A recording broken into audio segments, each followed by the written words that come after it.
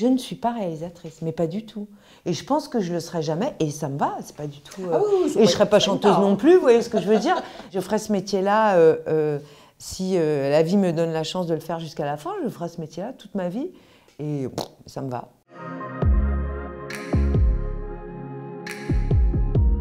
Marina Foïs, bonjour. Bonjour. Et merci d'accorder du temps à Télérama pour parler de ce beau premier long métrage de Jérémy El-Kaïm, Ils sont vivants. Et alors, pardon pour ma première question, c'est toujours un petit peu le piège, mais je vais vous demander de vous livrer à cet exercice atroce qui est de pitcher le film. Oh bah, c'est l'histoire d'une sympathisante FN qui va tomber amoureuse d'un réfugié iranien dans la jungle de Calais. Point. Bravo. Bravo, franchement, il faut laisser les pitchs aux professionnels. Alors, il y a 1000 choses à dire sur ce film. Alors là, la toute première, c'est que en lisant une interview de Jérémy El-Kaïm, j'ai appris que vous étiez à l'origine du projet. Oui, en fait, je partais en vacances et je lis vite fait un tweet qui pitch un livre à venir qui s'appelait Calais mon amour, qui était le récit de Béatrice Suret, de sa vie, et qui était ça, une sympathisante FN tombe amoureuse d'un réfugié iranien dans la jungle de Calais. Ça paraît énorme. Donc j'ai appelé mon agent, je lui ai dit, est-ce que tu peux me procurer le bouquin vite fait, parce qu'il n'était pas complètement sorti. Peut-être qu'il y a un film, je ne sais pas.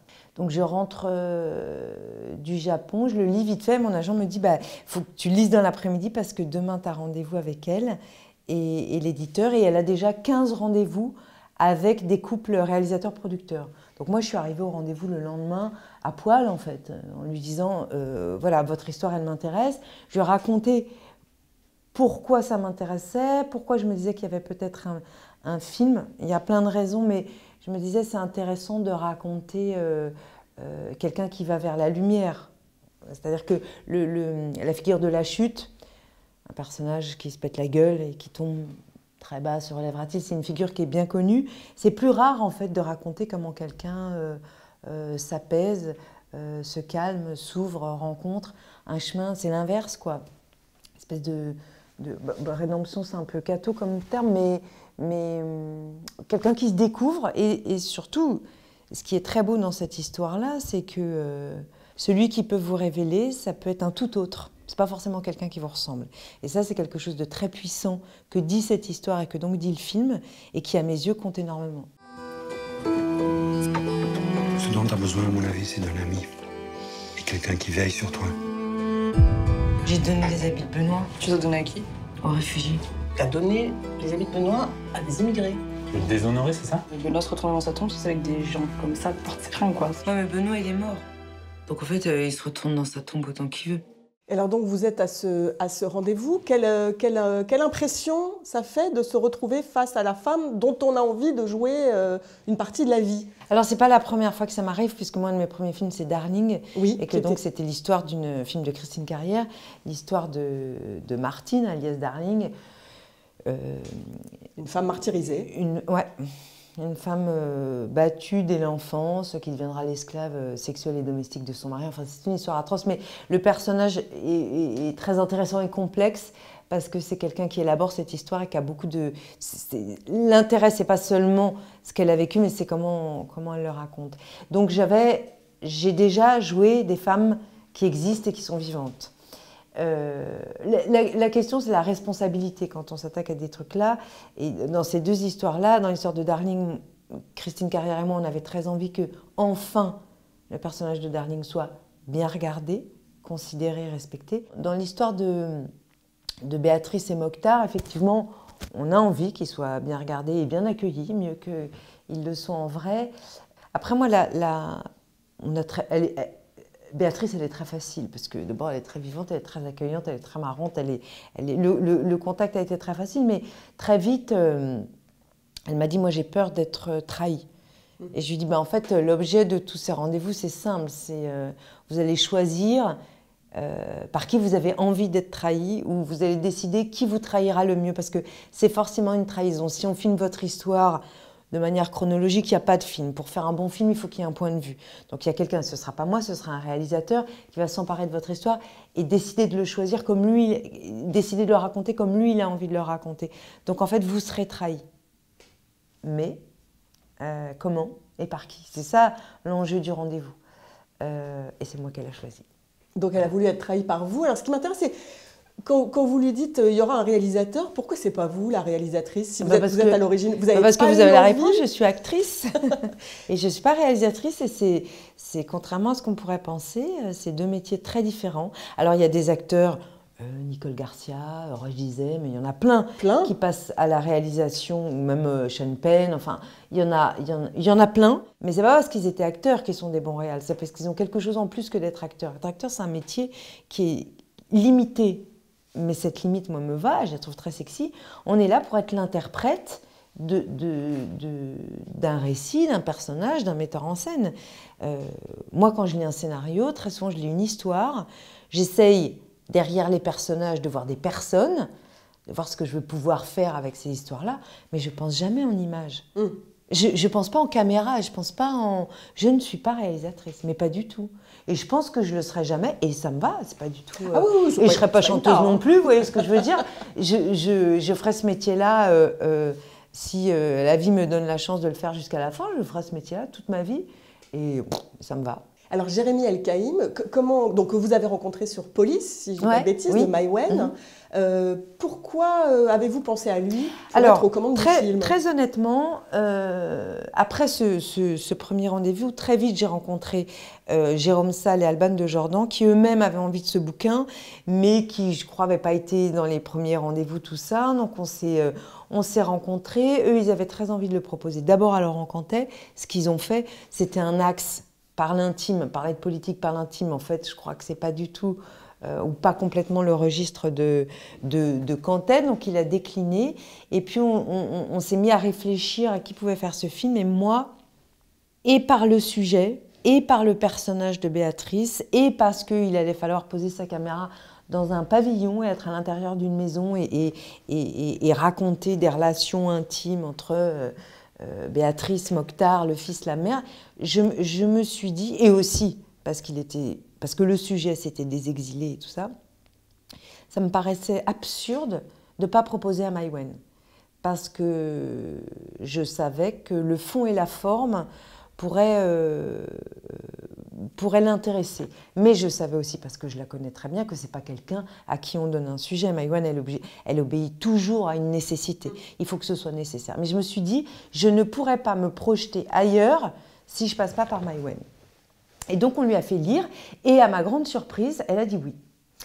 Et elle a commencé à travailler avec Jérémy, puisque à l'époque, ils écrivaient ensemble. Et puis très vite, au bout de 2 mois, elle m'a appelée en me disant, en fait, ce ne sera pas mon prochain film, parce que je ne m'en sens pas capable, je ne m'y retrouve pas complètement, j'ai d'autres envies ailleurs. Et comme Maïwenn, parmi toutes ses qualités, il y a cette espèce d'ultra-intégrité, c'est-à-dire qu'il faut qu'elle soit acquise à 7 milliards de % sur les choses pour les faire. Et je le comprends très bien. Donc en fait, elle a décidé de ne pas le faire, et les producteurs qui avaient déjà fait plein de réunions avec Jérémy ont décidé de le proposer à Jérémy. Voilà. D'accord. Comment ça s'est passé. Donc c'est le premier long métrage, donc. Et alors, oui, mais bon, il a beaucoup travaillé avec Valérie Donzelli. Il est l'ancien compagnon de route de Valérie Donzelli. Ouais. Donc il n'est pas complètement vierge. Il n'est pas tombé de la lune. Oui. Lui, à l'inverse de moi, il n'est pas que acteur. Il a quand même réfléchi les choses de l'autre côté. Et du coup, vous avez été, est-ce que vous avez été plus que d'habitude partie prenante de l'élaboration filmique? Non, pas du tout. Non. Une fois qu'ils se sont mis à l'écriture du scénario, il m'a fait lire une version qui n'était sûrement pas la première, sur laquelle évidemment j'ai dit des choses. Et puis après, on a beaucoup parlé, mais comme je le fais avec chaque réalisateur avant chaque projet, enfin s'il y a la demande, mais c'est des choses, lui à sa place de réal, moi à ma place d'actrice, je crois pas du tout, non. Alors cette Béatrice, on l'a saisie à un moment charnière de sa vie, ça me semble très important dans le film, et c'est-à-dire à un moment de deuil et de libération. Mais elle n'est pas franchement sympathique, clairement, on va dire, au début du film. Non, on sent une espèce de rage ou de truc il faut faire péter quelque chose. Oui, on sent une insatisfaction dont on connaît pas très bien la cause, mais oui, il y a quelque chose il y a de la colère, ouais. Ce qui est très joli dans le film et très délicat, je trouve, c'est la manière dont il progresse et dont des petits faits vont amener des grands sentiments. Et je pense par exemple à cette idée que tout peut démarrer parce qu'on décide de donner des vêtements à des gens qui n'en ont pas. Moi, ce qui m'intéresse dans cette histoire, c'est qu'elle n'est pas du tout théorique, en fait. C'est pas quelqu'un qui décide tout d'un coup de s'intéresser à c'est quoi l'exil et qui sont ces gens qui passent 4 ans à traverser l'Europe pour aller avoir un passeport en Angleterre. C'est pas ça. Il n'y a pas une démarche, il n'y a pas de volonté. Mais c'est intéressant le pragmatisme en politique ou sur des questions morales ou tout ça. Moi, je me souviens très bien que j'avais lu beaucoup de trucs sur Simone Veil au moment où elle fait passer la loi pour l'avortement. Elle n'est pas du tout convaincue idéologiquement par l'avortement, la liberté de la femme et tout ça. En revanche, elle est pragmatique. Elle se dit la loi est en retard, la société est en retard sur ce qui se passe. Les femmes avortent et se mettent en danger pour avorter. Donc en fait, il faut juste que la loi s'adapte à ce qui se fait. C'est du pragmatisme. En fait, le pragmatisme n'amène pas que des choses dégueulasses. Là, en l'occurrence, c'est ce qui se passe en fait. C'est sur un truc très concret, un détail, que petit à petit, elle va entreapercevoir d'autres vérités, d'autres réalités qui vont forcément changer la sienne. Il n'y a pas de volonté derrière ça. Et ça, je trouve ça assez beau. Ça voudrait pouvoir dire aussi que la vie, aussi dure, violente et frustrante qu'elle soit, peut nous offrir des occasions, des surprises, des rencontres. Et moi, j'adore qu'on me raconte ça, que la vie, c'est ça aussi. Est-ce que vous faites justement, je sais que vous êtes très cinéphile, vous allez énormément au cinéma, est-ce que vous faites les films que vous avez envie de voir toujours? Est-ce que vous vous dites, je vais faire ce film-là parce que cette histoire-là, j'aurais envie de la voir en tant que spectatrice? Je crois, ouais. Oui, je crois que c'est des films que j'aurais envie de voir, ou envie qu'on me raconte ces histoires-là, ou envie qu'on me parle de ces sujets-là, oui, quand même, ouais. Ça vous arrive souvent de lire une histoire ou de lire un livre et de vous dire, de partir dans l'idée que ça ferait un film, que vous imaginez un peu dedans? Ouais. Oui, ça m'arrive. Là, j'ai entendu un podcast qui m'a beaucoup intéressée, que j'ai fait écouter à une amie productrice, et on va voir s'il y a un film à faire. Parce que les bonnes histoires ne sont pas toujours des films, c'est toujours l'idée du point de vue. Comment une histoire de la vraie vie devient du cinéma? Bon, il faut un réalisateur en fait. Il faut quelqu'un qui a envie de regarder, de poser son regard et de faire des choix. Ce que moi, je ne suis pas capable de faire, parce que je lis plus, mais même les scénarios, peut-être je les lis plus comme une spectatrice en fait. Et c'est ce qui manque pour être réalisateur en fait. Qui est très beau dans le film, et très frappant en tout cas, il m'a semblé moi que c'était le propos, même si les films ne sont pas des propos, c'était que l'éveil de son empathie allait de pair avec l'éveil de sa sensualité, avec une retrouvaille amoureuse, charnelle. Je pense que le réveil de l'empathie se fait un peu avant. C'est parce qu'elle s'est ouverte qu'elle peut tout d'un coup être arrêtée par ce regard et se sentir touchée. Je pense que ce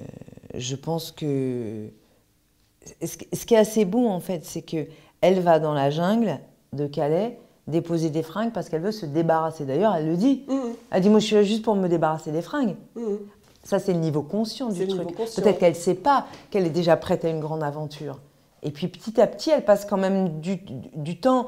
En fait, dans la réalité, il se passe, je crois, 2 ans entre la première fois où elle vient débarquer les fringues, première fois où elle croise les bouches cousues, comme on les appelle, donc ce groupe d'Iraniens qui s'était cousu la bouche, dans lequel il y a Mokhtar, et puis ils disparaissent, elle les perd de vue, tout d'un coup, 2 ans plus tard, ils reviennent dans la jungle, elle le retrouve comme ça.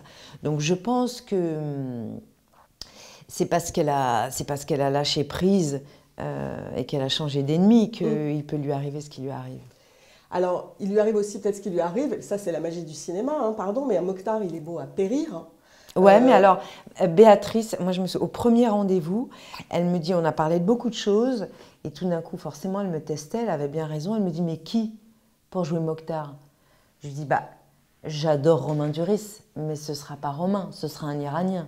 Ça me semblait logique. Il fallait qu'il y ait ce truc de la langue et tout. Donc déjà, elle a été rassurée. Ouais, je ne sais pas ce que lui avaient proposé les autres. Donc elle a été rassurée par le fait que l'idée, c'était vraiment de prendre un acteur iranien. Et elle me dit, ouais, mais il faut qu'il soit beau. Je dis, enfin, Béatrice, évidemment. Après, beau, il y a plein de beauté. Hein, ça veut pas dire beau. Lui, il est d'une beauté stupéfiante. Non, je pense qu'il est beau parce qu'il joue. Je pense qu'il est beau. Je vais dire son nom. Siyar Kohi. Siyar Kohi. Ouais. Voilà. Non, Siyar, il est beau, mais il n'est pas. Enfin, je veux dire, il est beau comme quelqu'un qui vibre, comme quelqu'un qui aime et comme un acteur qui joue et qui ressent. Alors il vient du théâtre, si j'ai bien compris, mais je Ouais, ne le connais pas du tout. Qui est cet acteur? Il est afghan et il y a quelques années, Mnouchkine est allée à Kaboul pour faire animer des stages, tout ça, et elle a rencontré Sihar et elle l'a ramené à Paris pour qu'il fasse partie de la troupe. D'accord, donc il a travaille travaillé, à la maintenant il a cartoucherie. quitté, ça y est, il a quitté Mnouchkine, mais il a travaillé, je ne sais pas, il faudrait lui demander à lui, mais je pense 7-8 ans. Il a fait plein de spectacles. Donc il parle le français en réalité. Ah, il parle hyper bien français. Hyper bien le français, d'accord. Mieux que plein de Français. Dara, Mokhtar, Hello, Béatrice. You met before, I think. Yes. on se connaît déjà. Yes.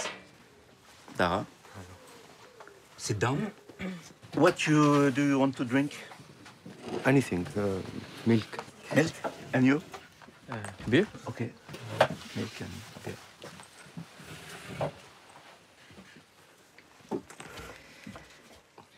Chin.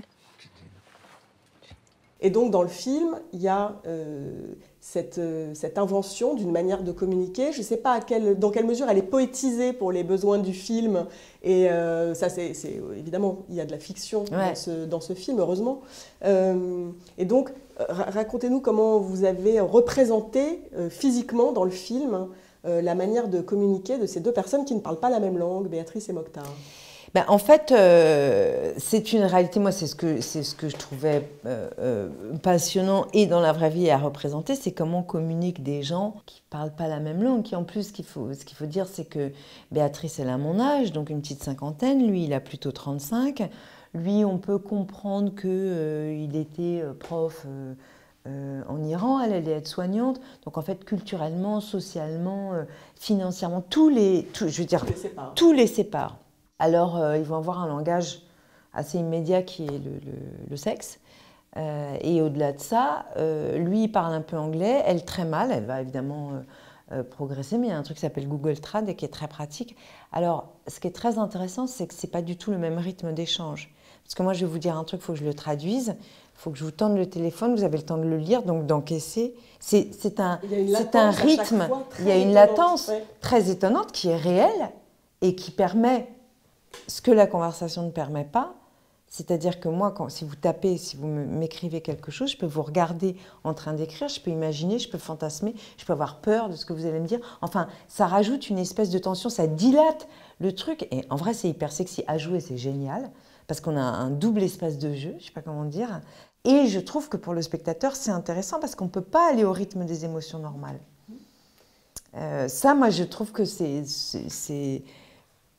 hyper intéressant. Oui, ça produit quelque chose de très poétique et de très inattendu, parce que du coup, il y a une sorte de suspense aussi qui se crée. Qu'est-ce qu'ils sont en train d'écrire? Est-ce que c'est ce qu'on imagine qu'ils sont en train d'écrire ou pas? Et ça crée une sorte de suspense amoureux. Oui, absolument. Ouais, absolument. Et alors, puis, il y a cette voix de Google Trad qui est absurde. C'est absurde, oui, c'est ça. Et, ouais, mais il n'y a pas de grands et beaux moments de la vie qui ne soient pas parsemés de petits détails sordides, absurdes, où la banalité dans la vie, elle fait irruption tout le temps. C'est marrant de voir ça. Vous le disiez, ils vont d'abord se rapprocher par le sexe. Alors, ils vont d'abord se rapprocher par des regards. Ouais. Il y a des regards de désir dans ce film, notamment de Béatrice, qui a l'air d'être la première, moi c'est comme ça que je l'ai vue en tout cas, qui est la première surprise de ressentir ce qu'elle ressent, et qui est un petit peu sidérée en fait de s'attarder sur la bouche cousue de cet homme, sur lui, très troublée. Et puis effectivement, il va y avoir des scènes d'amour, et les scènes d'amour sont superbes. Et je dis ça parce qu'on a fait il n'y a pas longtemps un dossier dans Télérama sur comment filmer le sexe, le désir, l'amour. Et on s'est rendu compte, en y réfléchissant, qu'en fait, c'est rarement un enjeu de cinéma. C'est-à-dire que peu de metteurs en scène, en fait, il n'y a que les metteurs en scène que ça intéresse vraiment, qui vont se demander comment filmer le sexe, le désir. Et voilà, là, visiblement, des questions se sont posées. Enfin, il y a eu une réflexion sur comment filmer ces scènes charnelles. Je pense que Jérémie était très au clair avec ce qu'il voulait y trouver. moi, je dois dire que pour Sillard, ça semblait aussi assez facile. Et moi, j'ai un principe avec les scènes de sexe, c'est qu'on n'en parle pas. Parce que si on commence à demander qui tu vas filmer, tout ça, machin, c'est une manière de fermer les portes, en fait. Il faut avoir, je pense qu'il faut se lancer dans les trucs. Mais comme Jérémy et Jeanne Lapoirie, la chef op, savaient très bien ce qu'ils allaient chercher, je crois que ce qui est assez beau dans ces scènes, même si moi je les vois bizarrement, parce que c'est mon corps, et donc, je sais pas, les émotions qui sont liées à ça, j'ai relativement peu de désir pour moi-même, hein. Mais je pense que c'est le temps qui est accordé au geste qui peut-être laisse le temps de ressentir une main qui descend dans une culotte. Bon. Moi, j'aime beaucoup les scènes de sexe au cinéma. Quand elles sont réussies, j'adore ça, moi. Je trouve ça beau, je trouve ça sexy. Mais oui, mais c'est rarement réussi. Ouais, je sais pas. Bah, ce qui est pas réussi, mais c'est comme pour les autres scènes, c'est quand c'est des clichés, quand on offre des figures d'eux ou des semblants d'eux, ou qu'on... Mais sinon, bah dans La nuit nous appartient, la première scène est très très belle. Ah oui, ça, elle est très réussie. Ouais, il y a une scène de cul, c'est dans Antidisturbios, la série de Sorogoyen, ouais. Il y a une scène de cul qui est incroyable, dans les chiottes. Enfin, je veux dire, parfois... Mais je pense que les scènes de cul, c'est pas que ce qu'elles sont, c'est aussi à quel moment elles arrivent du récit et comment elles servent à faire avancer le récit. C'est ça, c'est ce que nous disait Pascal Ferrand, notamment, qu'on avait interviewé voilà, dans le cadre de ce dossier pour parler de Lady Chatterley. Et en fait, comme beaucoup de metteurs en scène avec qui on a discuté pour parler de ça, des scènes d'amour, en fait, il disait, mais ce qui compte, hein, c'est ce que ça va provoquer chez les personnages. Ouais. C'est-à-dire Oui, que c'est pas une figure obligée comme fermer sa portière de bagnole ou de cascade pour faire voilà, ils l'ont fait, donc on le dit. Ouais. Voilà. C'est qu'est-ce qui se joue dramatiquement pour les personnages à ce moment-là.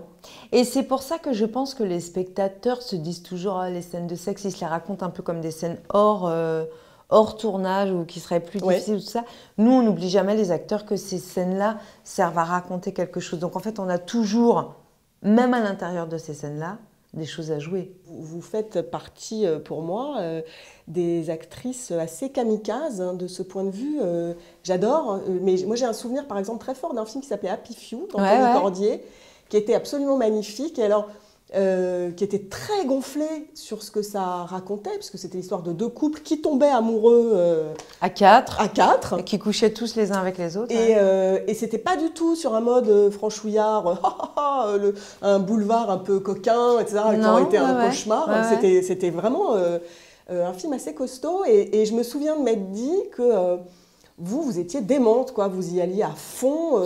Mais dis donc, j'avais des partenaires hyper sexy. Roche Dizem, Nicolas Duvauchel et Elodie Bouchez. Ouais, mais Roche Dizem, moi, j'avais envie de coucher avec les trois. Roche Dizem, on sentait bien qu'il aurait préféré être chez le dentiste sur certaines scènes, non? Vous trouvez qu'il jouait autant le jeu que vous trois? C'est pas parce qu'il n'a pas accepté la nudité, mais il a fait tout le reste. Le seul truc, c'est que ah non, je dirais... Non, moi, j'ai aimé faire les scènes avec lui. J'ai ressenti comme j'ai ressenti avec les autres. Enfin, c'est une autre histoire. Enfin, non, bien sûr. On a quand même, heureusement... Moi, je pense que j'ai un corps de tournage. C'est-à-dire que mon corps qui couche avec Rochdy dans une scène ou mon corps qui couche avec Elodie, c'est pas celui qui rentre chez lui. Heureusement, on a une espèce de petite distance. C'est un corps-outil. Ça m'intéresse dans la démarche. Oui, je crois, c'est un corps-outil. Ouais. J'ai le souvenir d'avoir un matin sur un film... J'ai passé la matinée à rouler des pelles, la langue jusque-là, avec un mec. Après, me retrouver à la cantine et je regardais, je me disais, c'est pas du tout comme si je l'avais embrassé. C'est-à-dire que je retrouvais, mon corps n'avait pas imprimé ce moment-là. Mais Jérémy Elkaïm dit qu'il travaillait avec des longs plans séquences. C'est quelque chose que vous aimez, ça, le travailler dans la durée au cinéma? J'adore le plan séquence. Parce que ça mobilise tout le monde, pas que les acteurs, en fait. On doit aller au bout, c'est vrai pour la caméra, c'est vrai pour les acteurs, c'est vrai pour le son, c'est vrai pour tout le monde. J'adore cette concentration du plateau. Et puis c'est une aventure pour les acteurs. Parce qu'on sait qu'on doit aller au bout, mais on sait surtout qu'on a la chance, si on est consentant, de pouvoir se perdre au milieu de la prise. Et c'est très agréable de se perdre. Et on sait, si on a un peu d'expérience, que les moments où on se perd sont souvent les moments les plus beaux. Donc moi j'adore ça. Et j'adore ce qu'a apporté le numérique pour nous les acteurs. Bien sûr. De pouvoir tourner des très très longues prises, d'en tourner beaucoup. Ça, c'est pour nous, les acteurs, c'est un vrai plus. Oui, parce qu'avant, on était limité par le temps de Avant, on pellicule, sacralisait la longueur prise. de la pellicule, La et pellicule, le coût voilà, de la pellicule. Ça coûtait beaucoup d'argent, donc le moment de la prise était un peu sacralisé. Aujourd'hui, il y a des metteurs en scène. Moi, la première qui m'a marqué avec ça, c'est Maïwenn, qui était très décomplexée par rapport à ça. Il y avait un action ou pas, ça commençait à tourner ou pas, il y avait plusieurs caméras, elle rentrait dans le champ, il y avait une espèce de truc. Et moi, je crois que j'aime bien tout ce qui désacralise un peu. Je trouve que ça rend service aux acteurs. Enfin, je ne vais pas parler pour les autres, mais moi, ça me rend service un peu. Bizarrement, tout ce qui me déconcentre, tout ce qui casse ou le fauteuil, ou le piédestal, ou le moment, tout ce qui. Je pense que ça produit des bonnes choses, ouais. Alors c'est drôle parce que justement, alors pour les non-acteurs, les profanes, il y a quelque chose de très très mystérieux dans la petite cuisine des acteurs. On se demande toujours, mais où est-ce qu'ils vont chercher ça? Mais comment ça marche? Comment ils sont juste avant? Mais je vous rassure, c'est mystérieux aussi pour une partie des techniciens et pour plein de réalisateurs. C'est vrai? Ah bah ouais, les acteurs, c'est des gens bizarres. Et le travail, c'est quelque chose de très spécial. Et je ne pense pas qu'il y ait deux acteurs qui travaillent de la même manière. Et un même metteur en scène doit s'adapter à chaque personne sur son plateau, chaque acteur, parce qu'on n'a pas tous les mêmes besoins, ni les mêmes envies, ni les mêmes audaces, ni les mêmes peurs. Donc, Et alors chez vous, ça marche comment, ce travail? Est-ce qu'il varie de film en film? Est-ce qu'il varie selon le metteur en scène? Ou est-ce que vous avez finalement, avec votre maintenant belle filmo, superbe filmo, magnifique filmo, mais c'est vrai. Est-ce que vous avez une petite méthode, Marina Foïs? Alors justement, ma méthode consiste à ne pas avoir de méthode. Je me méfie de ça parce que c'est un truc qui enferme en fait. Si vous arrivez sur un plateau avec votre méthode, votre panier garni, ce qu'il vous faut, ce qu'il ne faut pas, on ne risque pas de bouger d'un film à l'autre. Je crois que l'idée d'être acteur, c'est Depardieu le dit très bien, il parle de la disponibilité. C'est la valeur suprême et la valeur ultime d'un acteur. Et c'est bon il faut arriver sur le plateau en étant disponible à comment on va faire. Je pense que l'absence de méthode, c'est la vraie méthode. Pour moi, je pense que chaque film impose, des films qui sont plus physiques que d'autres. Pour Sorogoyen, j'ai dû apprendre l'espagnol. Enfin, chaque film arrive avec son package, quoi. Et l'idée, c'est de ne pas savoir et de découvrir petit à petit ce que nécessite ce film-là. Mais je sais que j'aime pas rester enfermée dans ma loge.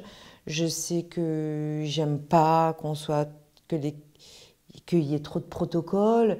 Je sais que... voilà. J'ai compris aussi que... On vous parle beaucoup quand on commence d'une concentration qui serait celle de l'acteur sur lui-même. Je crois que ça, pour moi, c'est de la merde. Je crois que la concentration, c'est la déconcentration, c'est-à-dire rester le plus disponible au monde réel. Voilà, je vois que vous me regardez. Prendre appui, moi, j'aime bien prendre appui sur le réel, en fait. Du coup, par exemple, si on vous propose, je ne sais pas, 5 millions de dollars pour tourner un Marvel entièrement sur fond vert, je prendrais pour les 5 millions de dollars. Voilà. Et puis non, pas que. Je prendrais aussi pour l'expérience, parce que je pense que ce qui est intéressant, c'est vraiment passer d'un univers à l'autre. C'est une richesse incroyable. Et ça empêche d'avoir une méthode. Ça ne laisse pas le temps pour les habitudes, ni pour le savoir-faire. En fait, moi, j'ai l'intuition qu'il faut toujours, en tout cas moi, il faut toujours que je traque mon savoir-faire. Parce qu'évidemment, j'ai de l'expérience, donc... mais ça peut m'enlever de la rareté ou du... Non, il ne faut pas se reposer là-dessus. Je crois que c'est moins intéressant que la sauvagerie de ne pas savoir comment on va faire cette scène. Mais justement, est-ce que ça vous est déjà arrivé de ne pas savoir jouer quelque chose? Ouais. De dire, ben là, je ne peux pas. Ouais. Je non, je ne dis pas, je ne peux pas. Je dis, ça m'est arrivé là sur Sorogoyen, une scène très importante du film, une scène en espagnol qui avait été réécrite 2 jours avant, donc qui était au milieu des vaches. Mais les vaches, c'était pas des vaches, c'était des monstres. Il y avait un taureau qui avait une paire de couilles, mais comme ça, enfin tout. Non mais franchement, Tout faisait peur. Vous étiez parfaitement dans votre univers. Tout était, voilà, il y avait de la boue et tout. Et on fait une ou deux prises. Et Sorogoyen vient me dire un truc qui m'intéresse parce que tout est intéressant chez Sorogoyen. Mais par contre, je lui dis, Rodrigo, je ne comprends pas, je ne sais pas, je ne comprends pas. Et il me dit, on y va. Je dis, ok. Et on a fait cette prise. Il m'a dit, c'est bon, plano hecho. Ça veut dire, le plan est fait, on passe à autre chose. Et je pense que le fait de ne pas savoir, parce qu'il y a plein de moments dans la vie où on ne comprend rien à nous-mêmes. Il y en a plein. C'est vrai. Qu'est-ce que c'est que cette émotion? Mais pourquoi tout d'un coup on déborde, on n'est pas... On a l'illusion de se connaître, mais ce n'est pas vrai. Et je pense que... Moi, j'adore ça. Alors, évidemment, il faut un metteur en scène avec qui on a confiance, mais j'aime bien avoir des petits challenges. Et donc, ne pas comprendre ou ne pas savoir, ouais, je pense que c'est intéressant. Mais ça, c'est Huppert qui me l'a appris. Parce que j'avais lu une interview d'elle où elle disait ça. Elle disait qu'elle chérit, enfin je vais essayer de le dire comme elle le disait, elle chérit les moments où elle ne sait pas, parce qu'il y a plein de moments du scénario qu'on comprend très bien, intuitivement ou intellectuellement et tout ça, et qu'elle préserve ces moments. Elle dit on n'a pas besoin de tout savoir et de tout comprendre pour faire les choses en fait. Et c'est hyper intéressant. Alors une autre qui faisait des longs plans séquences, je repense à ça, c'est Catherine Corsini sur La Fracture. Ouais. Qui est donc voilà, un film tout récent, formidable, qui faisait partie du festival Télérama oui. Tout récemment, et voilà, qui est un film très, très costaud. Alors elle, ça a été rock'n'roll de travailler avec Catherine Corsini, mais je crois savoir que ça vous a plutôt plu. Ah non, ça m'a beaucoup plu. Elle est très dure sur un plateau, mais tous les acteurs... le disent, et puis bon, on en a parlé, mais bon, c'est pas très... En fait, peu importe comment on arrive à faire ce qu'on fait. C'était dur, mais c'était intéressant. Les derniers films que j'ai faits, je les ai trouvés tous assez durs, physiquement. Maintenant, dites-nous lesquels, à quel film vous pensez. J'ai fait L'année du requin avec les frères Boukerma. Qui n'est pas encore sorti. Qui est en montage, on a fait des retakes hier soir. Qui est un remake des Dents de la Mer à Arcachon. Les frères Boukerma, rien que ça. Les frères Boukerma, ils ont fait un film qui s'appelle Teddy, que moi je trouve extraordinaire. Un jeune loup-garou dans les Pyrénées, joué par Anthony Bajon. C'est un mélange de films de genre et de films social hallucinant, avec un travail avec les acteurs déments, un travail avec l'image. Ces deux metteurs en scène, on peut les comparer à rien peut-être. Moi quand j'ai vu Teddy, je me suis dit peut-être je pourrais aller regarder du côté du cinéma asiatique qui mélange les genres sans complexe, la comédie musicale, la comédie romantique. Eux, ils ont une espèce de... Ils ont un truc décomplexé avec le genre qui est absolument extraordinaire.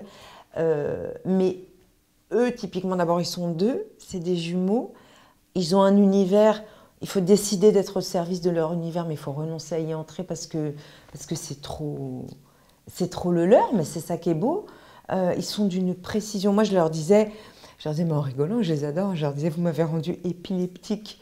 Vous me dites tellement de choses sur chaque plan que mon cerveau, il explose. Donc ça, c'était... Et puis, il y avait des scènes dans l'eau, tout ça, donc c'était très compliqué. Sorogoyen, c'est un film en montagne, il pleut, il fait froid, il y a des vaches, la route, elle est comme ça. Tout est physiquement... il faut jouer en espagnol. Je veux dire, il y a des... mais je pense que la difficulté, entre guillemets, ça rend les choses sexy. J'aime bien l'idée d'avoir une montagne à franchir, j'aime pas routiner, quoi. Et puis, il y a une énorme satisfaction à être capable de plonger dans l'univers de quelqu'un, dans une histoire. Enfin, moi, ça me donne beaucoup de satisfaction. Oui, alors, La Fracture est nommée au meilleur film au César 2022, là, qui aura lieu le 25 février. Est-ce que vous serez à la cérémonie? Est-ce que vous avez prévu d'y aller à la grande kermesse? Non, j'étais invitée à la kermesse pour être dans la salle et tout, mais non, je vais le regarder devant la télé parce qu'on peut fumer des clopes et boire de l'alcool. Quel souvenir vous gardez de la cérémonie de l'an dernier? Donc je rappelle que vous étiez maîtresse de cérémonie. J'étais maîtresse. Vous étiez maîtresse, absolument. Que c'était une cérémonie qui a fait beaucoup parler, Ouais. voire a été un peu scandaleuse, parce qu'il a été question de politique, d'argent, de points levés, de Corinne Maziero, qui a fait une sorte de happening punk que personne n'a oublié. Un an après, vous en pensez quoi?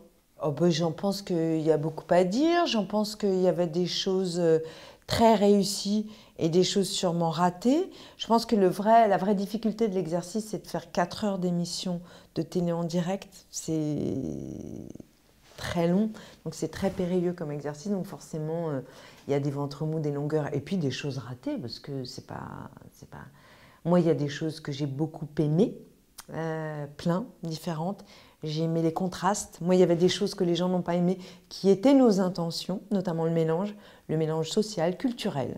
Oui, j'aimais le casting de la soirée. Si on le remet à plat, il y a des gens très différents qui représentent ce cinéma français qui est si riche et si mélangé. Moi, le travail, construire cette cérémonie, les 3 mois qu'on a passé à le faire, ça m'a vachement intéressée. J'ai eu beaucoup de plaisir à le faire. C'était hyper dur parce que c'était cette année Covid, on ne savait pas, il y aurait des gens dans la salle, pas de gens, c'était très périlleux. Il y avait moins de films, des films à moins grande notoriété. Je pense que c'était une année qui était difficile. L'année d'avant pour Forestier, elle n'était pas facile non plus en vrai. Mais moi, ça m'a intéressée, ça m'a plu. Voilà. Et enfin, en regardant là, votre filmo ces 5 dernières années, je me suis dit, mais en fait, vous n'arrêtez pas de travailler. Est-ce qu'il y a une peur du vide chez vous? Est-ce que vous vous sentez capable de rien faire? Ou est-ce que voilà, les rôles se présentent et que... Alors, il y a 2 sujets. La peur du vide, tout ce que si vous voulez qu'on ouvre la porte de mes névroses, alors là, il faut rajouter une en tant qu'actrice, je ne parle que de ça. Non, très honnêtement, je ne crois pas que ce soit négatif. Je travaille autant, d'abord parce que je reçois des propositions qui me plaisent vachement, qui m'intéressent, parce que j'adore jouer.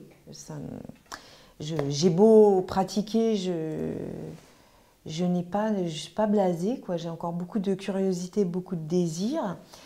Et alors là, je fais une pause nécessaire parce que j'ai enchaîné 5 films l'année dernière et que par respect pour les metteurs en scène et les équipes, il faut juste que mon cerveau se nourrisse, voit des films, lise des livres, vive, voit des gens, parle, discute, ressentent, pour que mon imagination se régénère et pour que j'ai des choses à offrir aux gens avec qui je travaille. Donc c'est une pause nécessaire, mais non, c'est pas la peur du vide qui me fait travailler. Non, vraiment, parce que je remplis pas ma vie.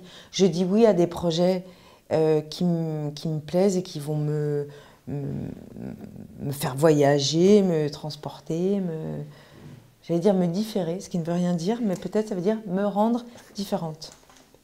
Très bien, et bien on finira sur ce néologisme merveilleux. Voilà. Okay. Merci de vous différer. Merci Marina Foïs. Merci.